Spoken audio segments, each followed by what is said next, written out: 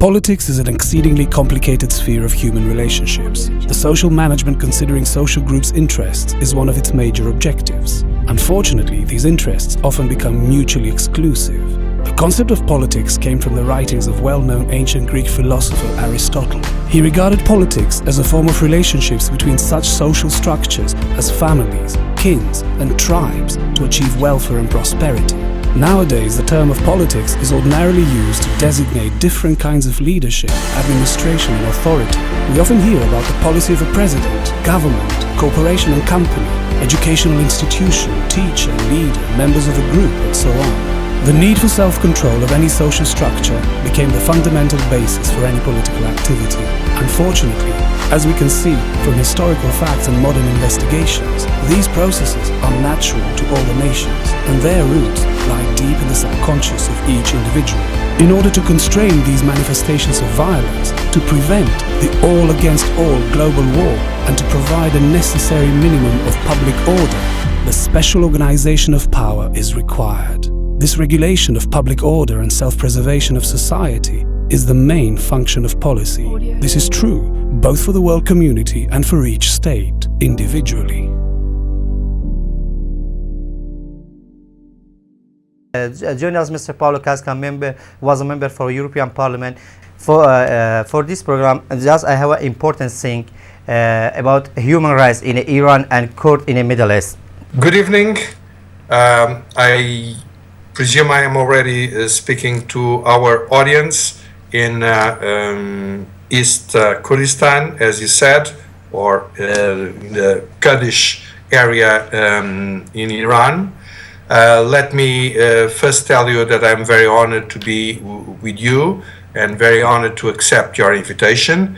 That I am, as you said, former member of the European Parliament, elected from Portugal, from the island of the Azores, and now I am leading an organization called Alliance to Renew Cooperation Among Humankind that is located in Brussels. I am living in Brussels, and we are dealing with several issues, namely Iran and the question you raised on the Iran deal and the machine of propaganda that was used in the United States to convince people that the Iran deal was a good thing.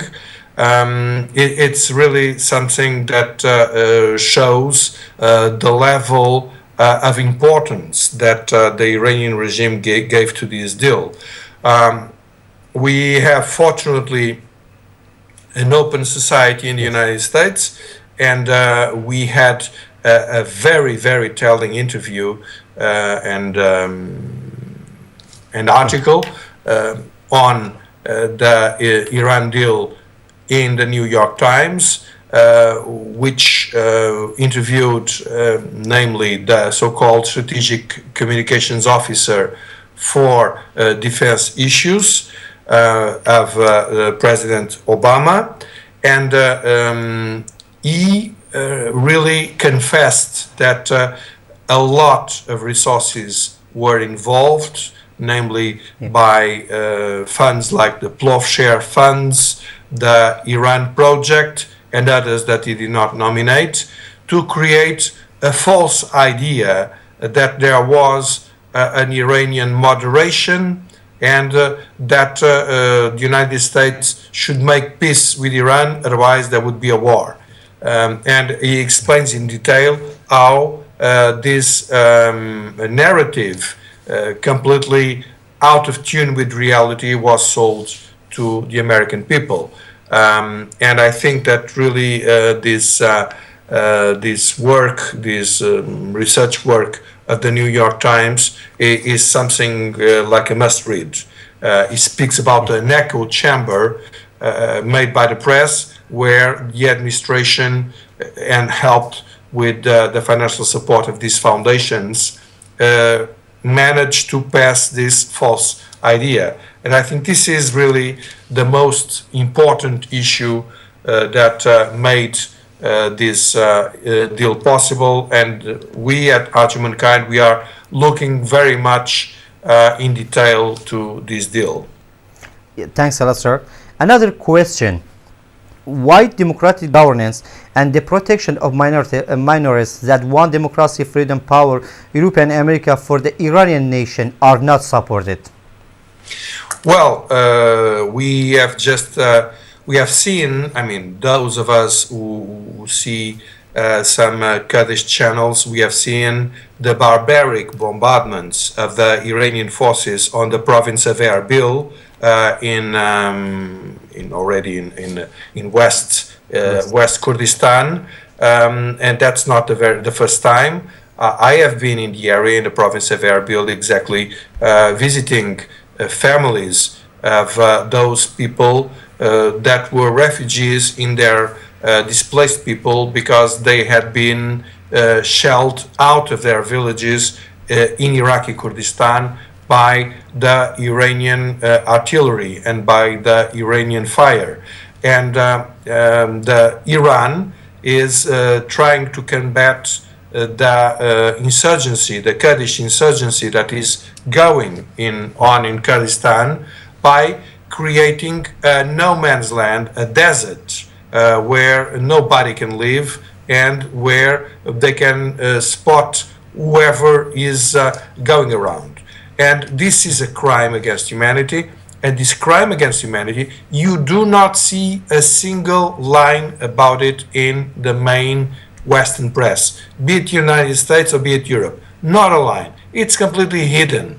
And this is a strategy of disinformation, of lying, of obfuscation for the Western people not to know what's going on and to believe in the fairy tales of the Iranian Revolutionary Guards that would be defending the population from the ISIS, the extremist ISIS, which is a fairy tale. Iran was the country that produced ISIS in the first time, and they manipulate ISIS for their own benefits. Not only Iran, but Iran as well. Thanks, so sir. I think that all of us within Iran and out of Iran that do believe in free and democratic society that obviously cannot be done without respect of the minorities, be it ethnic minorities, be it religious minorities, and sometimes it's not even minorities, it's majorities, because the Kurdish people is a very, very big people, is a large in terms of number, and is a very large expression in several countries.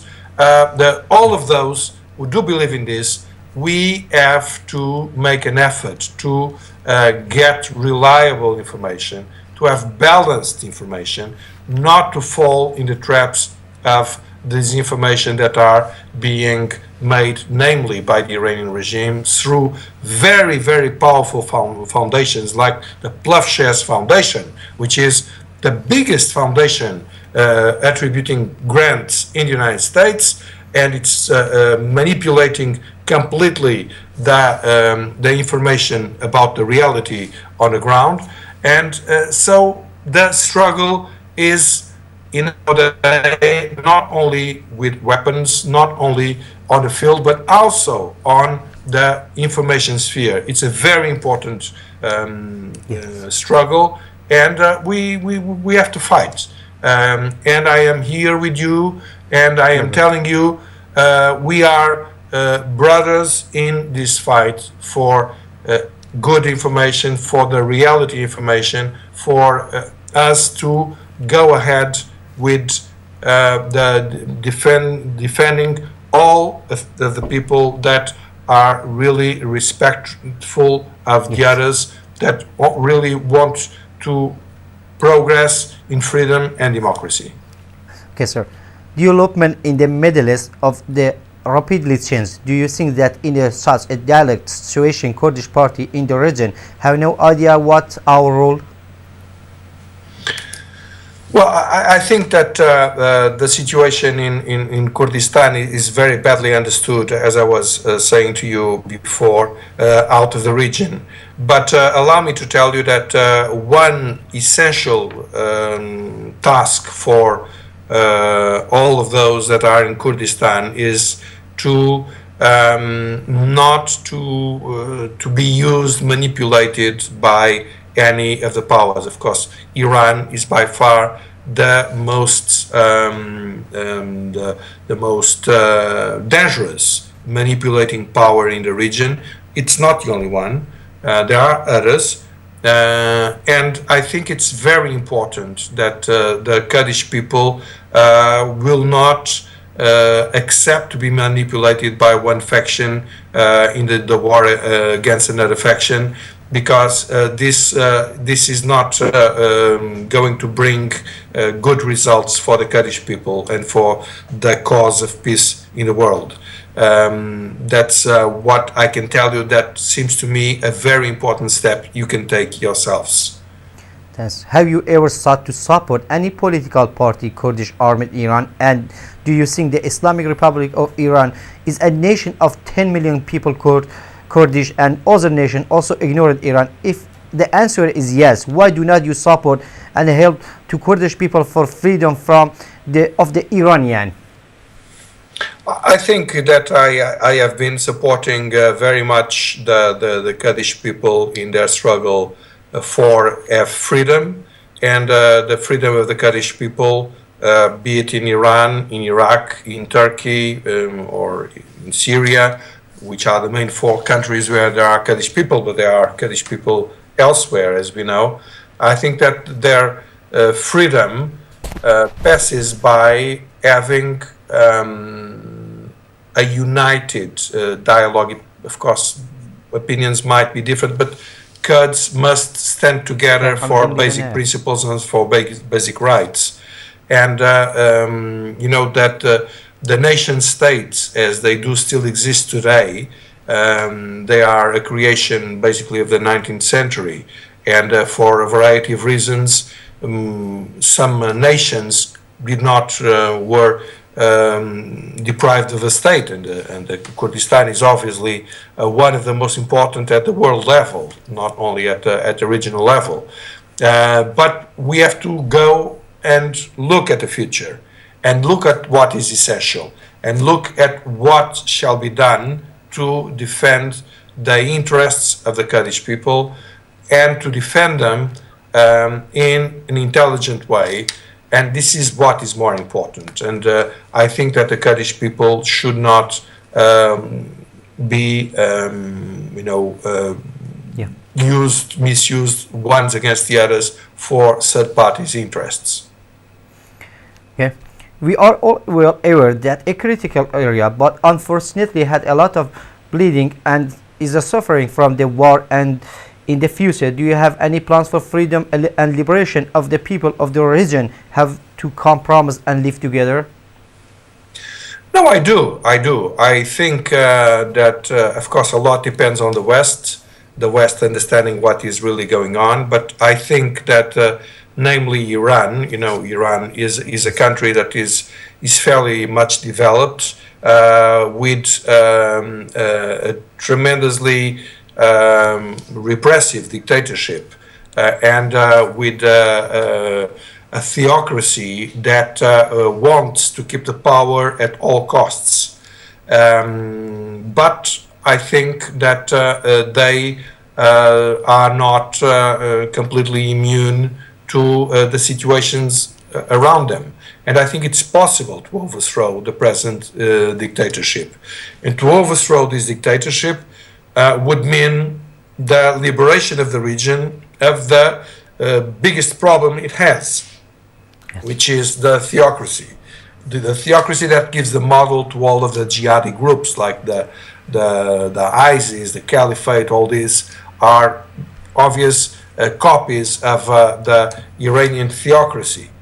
And if this will be done, if ever there is an intelligent cooperation between all of those who live in the state that is now controlled by Iran, and of course all of the neighbors as well, I think there is a possibility of freeing Iran from its present dictatorship. And if there is a freedom in Iran, it's a matter of dialogue, it's a matter of respect. Of course, the Kurdish big minority as a special statute. It was independent before, even if not for a long time, and it has to be seen in a special way.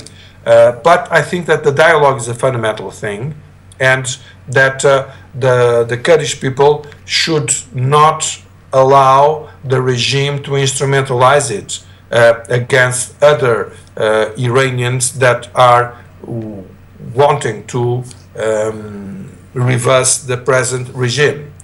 This should be the most important objective of all of those who are suffering under the Iranian theocracy and want something different and freedom and democratic. Thanks, sir. Do you have any message for Kurdish nation in the Middle East? Well, my main message is that I love your people. I really owe a lot to you. Well, mainly I have to say to the authorities of the Kurdish regional government in Iraq, which received me several times and allowed me to visit the region and to understand a lot of things I would have never understood otherwise. And I am very grateful to the Kurdish regional government for everything they did. And my thoughts are with all of the Kurdish people. My thoughts are in particular, if you allow me, with the Yazidis that suffered more than anybody else. The Yazidis that I have been with in several occasions, and that really deserve a tremendous protection and a tremendous solidarity from all of us, and of course starting by the Kurdish themselves. And I would like to tell you that situation is not easy. Unfortunately, you have more false friends in the West than real friends, but please do not desperate. There is a future in front of you. The Iranian regime can kill one, two, many, a lot, but they cannot kill the whole of you. And if you preserve, if you have the right politics, if you think more about the future of your children than about personal rivalries, I think things can be different and much better in the future. And I pray that this will happen. Thanks, brother, for accepting my invitation for this program. Just, sir, maybe sometimes need you have any friend like the political people in a government. Maybe sometimes need your help for invite someone about this program. I will be very pleased to assist you in if I can be of some help in any way. Thanks a lot, brother. Thank you very much. Good evening. Good evening, brothers. Good to see you and God bless you. God bless you as well. Bye-bye. Good to see you. Bye-bye. Bye-bye. Politics is an exceedingly complicated sphere of human relationships. The social management considering social groups' interests is one of its major objectives. Unfortunately, these interests often become mutually exclusive. The concept of politics came from the writings of well-known ancient Greek philosopher Aristotle. He regarded politics as a form of relationships between such social structures as families, kings, and tribes to achieve welfare and prosperity. Nowadays, the term of politics is ordinarily used to designate different kinds of leadership, administration, and authority. We often hear about the policy of a president, government, corporation and company, educational institution, teacher, leader, members of a group, and so on. The need for self-control of any social structure became the fundamental basis for any political activity. Unfortunately, as we can see from historical facts and modern investigations, these processes are natural to all the nations, and their roots lie deep in the subconscious of each individual. In order to constrain these manifestations of violence, to prevent the all-against-all global war, and to provide a necessary minimum of public order, the special organization of power is required. This regulation of public order and self-preservation of society is the main function of policy. This is true both for the world community and for each state individually.